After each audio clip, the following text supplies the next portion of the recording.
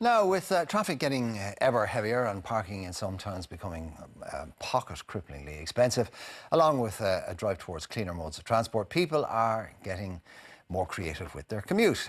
We all love the old bike, but what if you really don't want to break a sweat and, you know, basically you're not fit enough to cycle long distances? Well, our Gadget guy, Colin Baker, might have the answer for you. Morning, sir. You're very welcome. Good morning, Mark. Thank you. These are all electric forms of bikes or scooters. Yeah, but you know what? I've been involved in a project lately, just trying to figure out the cheapest, most cost-effective, speediest, most convenient way of getting to work. And you've come to the conclusion that this is it. Well, you mentioned bicycles.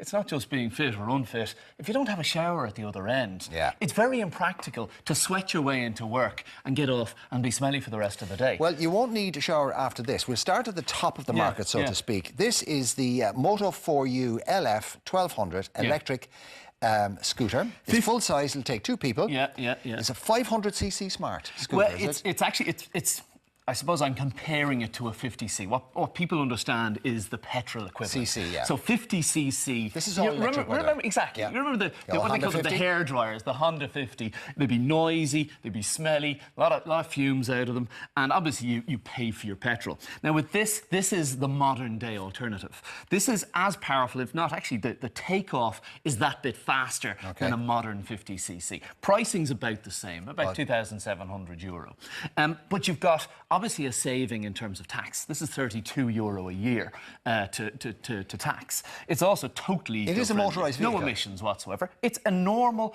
like a 50cc moped, but without the 50cc. Okay, but because it's a motorised vehicle, you do require insurance and you do need to pay tax. And a helmet and all the regulations that govern a moped. Okay, so how much did you say to tax it was? €32 and to insure? I got a quote the other day from AXA for €220 to insure it for the year. So obviously it varies depending on the person and their experience. Obviously it's electric, so therefore it needs to be charged. How long does it take to charge? It takes about 4 to 5 hours to charge. And you charge then it runs for about 120 kilometres. The thing comes with two chargers, and you can charge it in situ, or you can take the battery out and bring it inside into your office or into your home. Okay, how long will you get on a charge? About 120 kilometres of range. Can you charge it from the charging ports, the electric car charging ports? That's a good question. The charger that comes with it plugs into a standard main socket. Okay. I'm sure you could get a sort of an adapter for that. Right, okay. Now, by the way, do you have to go online to get this, or are these available here? No, this is from a store in Rathfarnham called Moto4U. And there's a 2-year warranty, so you do get the local support and the local Everything guidance. we're showing you here, you can actually physically buy here. Absolutely. I always try and source these things locally. Okay, well now let's go down to the other end of the market, so to speak. This here is the JD Bug electric fold-up scooter. Do you want to move on to this side so you can possibly demonstrate this is from a crowd called Ghostgate in Dublin. It's fold-up design, as you said.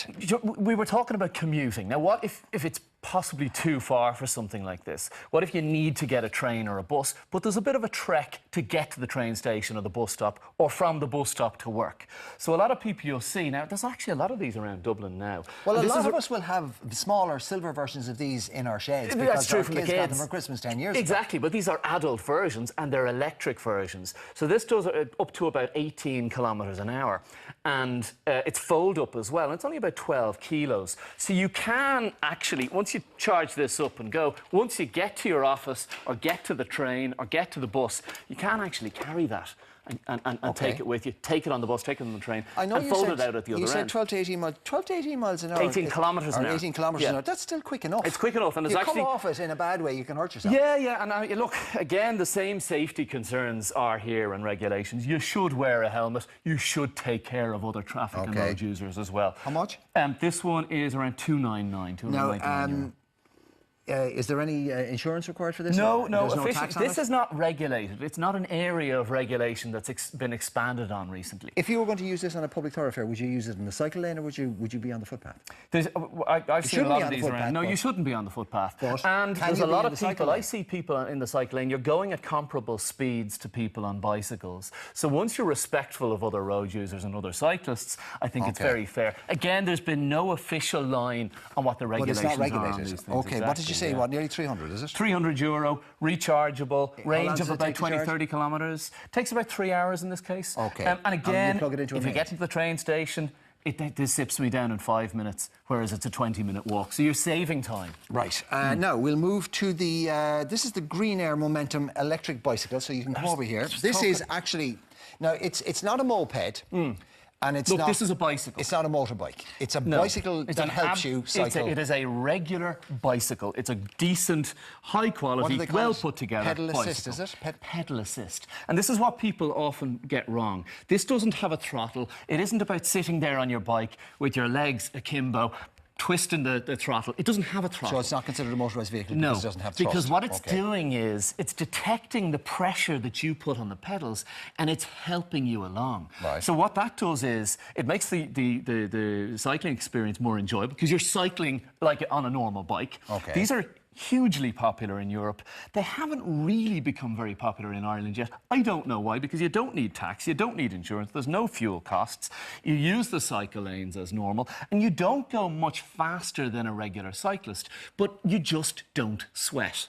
Okay. Someone asked me earlier, are you cheating? Are you evading the exercise? Effectively, you're getting the exercise of someone doing maybe 10 kilometres and you've just done 30 or 40 One of the reasons kilometres. They haven't taken off is possibly the price. 1,300 is...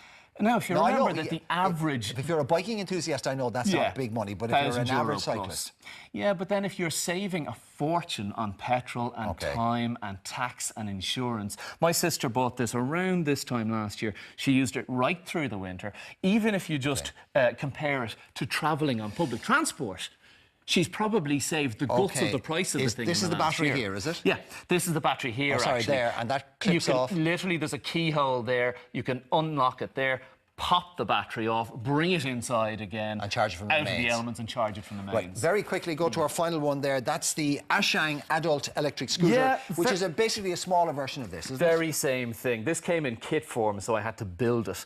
This is very much an online. I didn't buy this locally. But this is more expensive than that. Yeah, no, funnily enough, I was surprised. And this is actually a better built product. I'm not casting aspersions on my own building techniques, but I bought it on Amazon, got it in, took me about a month to put together. It keeps breaking on me. But there you go. When you buy things online, you do take a certain risk. Right, now this has a headlight, doesn't it? This has a decent headlight on it. Foldable, so you can get it on a bus or a train, and it's got regenerative braking, which means what? Actually, both of these have that. It's very, very clever. As you brake, so the brake uses the motor to slow the device down, and it's actually charging the battery. So there's a dynamo in braking. Oh, right, exactly. okay. Yeah. So very clever the way they sort of get more range out of it. $399. That one's $399. As opposed to that, which is about $300. That's only $299. $299. Yeah. So again, for horses for courses, Mark. For people commuting, saving time on saving money on parking, saving time on the commute, and not necessarily sweating and getting to work and having to shower. Well, all great for summer, hopefully here, and they're we're looking for alternatives, and we've provided you with 4. These can all be physically purchased in this country. We'll post up details on our Facebook page. Colin, thank you as always. Right, coming up.